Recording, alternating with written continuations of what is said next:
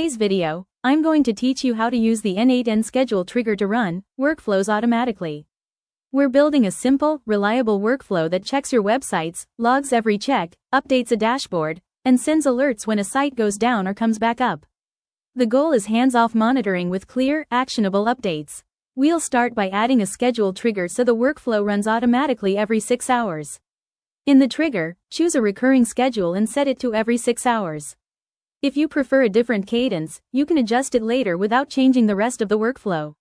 Next, use a Google Sheets read node to fetch the list of websites. Point it to a sheet that includes at least the URL and a column for the last known status. Reading this data up front lets us compare today's result with what we saw last time. To handle each site cleanly, drop in a split in batches node and set the batch size to 1. Connect it so each site is processed individually, and loop the output back to the split in batches until there are no items left. This avoids rate limits and keeps logs tidy. For the actual check, add an HTTP request node. Set it to GET, map the URL from the current item, enable redirects, and set a sensible timeout. We're mostly interested in the status code. Anything in the 200 to 399 range is considered up, errors or timeouts count as down. Now add a set node to calculate the status.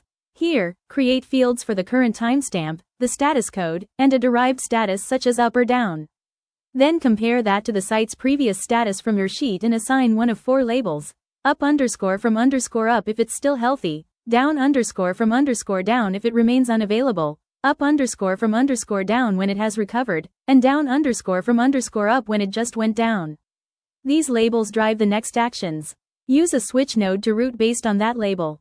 Steady states flow through one path, while changes in state take another, so you only send alerts when something meaningful happens. Append every check to a Google Sheets log. Store the timestamp, URL, status code, and status label. This gives you a complete history for audits and trend analysis. Then update your main dashboard sheet. Use append or update. If the row already exists, update by a unique key like URL, otherwise append a new entry. Write the latest status, last check time, and last code. For alerts, connect a Gmail node on the recovery and outage paths to send concise emails. Finally, add a Slack node on those same paths to post channel updates, keeping the team informed in real time. Test with a manual run, then let the schedule take over. Your uptime monitor is now fully automated.